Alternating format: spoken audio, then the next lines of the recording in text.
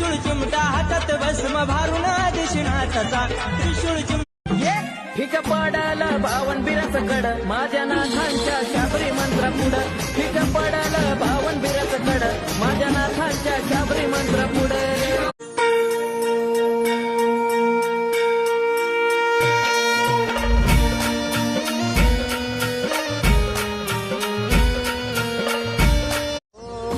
जीवनाचा होतो या उद्धार वाचता नवनाथ भक्ती सारा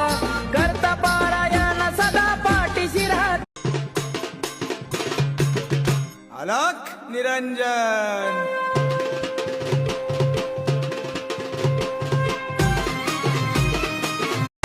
या हो कानिफनाथा या हो कानिफनाथा जीव व्याकुळ